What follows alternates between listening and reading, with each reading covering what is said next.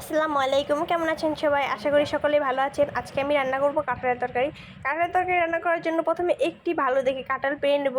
এই দেখতেই পাচ্ছেন আমার দাদু কাঁঠাল পেড়ে নিচ্ছে। আমাদের গাছের তরতাজা ফ্রেশ কাঁঠাল, দেখতেই পাচ্ছেন কতটা কষ বের হয়েছে। আমি কাঁঠালটা একটু কচি দেখে নিয়েছি, তাহলে তরকারিটা খেতে ভালো লাগবে। আমার কিন্তু কাঁঠালের তরকারি খেতে খুবই ভালো লাগে। আপনাদের কাদের কাদের কাঁঠালের তরকারি খেতে ভালো লাগে অবশ্যই কমেন্টে বলবেন। এখন আমার দাদু কাঁঠালটি ভালো করে কেটে নেবে। কাঁঠালের ভিতরেও অনেক কষ রয়েছে, দেখতেই পাচ্ছেন। পুরা কাঁঠালটা এখন ভালো করে ছুলে কেটে নেব। আমরা কাঁঠালটি ছোট ছোট পিস করে কেটে নেব, তাতে কাঁঠালটি তাড়াতাড়ি সিদ্ধ হবে। ধৈর্য করে অনেক সময় নিয়ে কাঁঠালটি কাটতে হবে, যাতে হাত না কেটে যায়। কাঁঠালের উপরের চোচা কিন্তু প্রচুর শক্ত, তাই আমার দাদু আস্তে আস্তে করে পুরো কাঁঠালটি কেটে নিচ্ছে।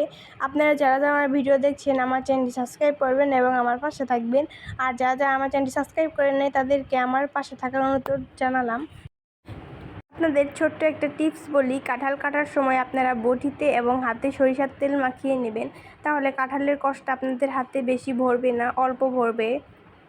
যাই হোক, আমার কাঁঠালটি কাটা শেষ। এখন এই কাঁঠালটি আমি সিদ্ধ করে নেব। ভালো করে ধুয়ে সিদ্ধ করার জন্য এখন চুলায় হাঁড়ি দিয়ে দেব। কাঁঠাল সিদ্ধ হওয়ার ফাঁকে আমি আদা, রসুন, কাঁচামরিচ বেটে নেব। কাঁঠাল সিদ্ধ হয়ে গিয়েছে, এখন কাঁঠাল আমি ঢেলে নিয়েছি। আর এই জায়গায় মাংস নিয়েছি, এই মাংস দিয়ে আজকে আমি কাঁঠাল রান্না করব। কাঁঠাল রান্না করার জন্য আমি মুরগির মাংস নিয়েছি, আপনারা যে কোনো মাংস নিতে পারেন। চুলা জ্বালিয়ে চুলাতে দিয়ে দেবো কড়াইতে দিয়ে দেবো পেঁয়াজ, কাঁচামরিচ, এগুলো একটু ভেজে নিয়ে দিয়ে দেবো পাঁচফোড়ন, সাথে গরম মশলা। এগুলো দেওয়ার পর দিয়ে দেব আদা বাটা, রসুন বাটা আর মরিচ বাটা। এগুলো দিয়ে আরেকটু পেঁয়াজ রসুনটাকে ভালো করে ভেজে নেব। আর মশলা বাটার পানিটাও আমি দিয়ে দেব। স্বাদ মতো লবণ, গুঁড়ামরিচ, হলুদের গুঁড়া, সজের গুঁড়া, এগুলো দিয়েও হালকা মশলাটা কষিয়ে নেব। মশলাটা যখন তেল ছেড়ে দেবে তখন আমি পানি দিয়ে দেব।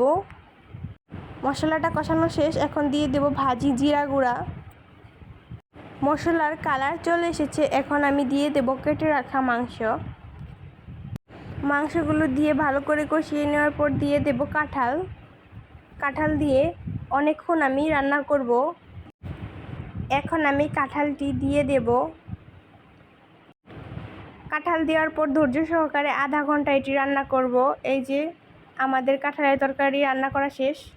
যে পর্যন্ত কাঁঠাল আর মাংসের গায়ে থেকে পানিটা না থাকবে সে পর্যন্ত কাঁঠালটা রান্না করে নিতে হবে। আমার কাঁঠাল রান্না করা শেষ। আমার রান্নাটা কেমন হয়েছে অবশ্যই বলবেন। যারা যারা আমার ভিডিও দেখে কমেন্ট করবে, পরবর্তী ভিডিওতে আমি তাদের নাম নেব। আজকের মতো বিদায় নিচ্ছি। আল্লাহ হাফেজ। সবাই ভালো থাকবেন, সুস্থ থাকবেন।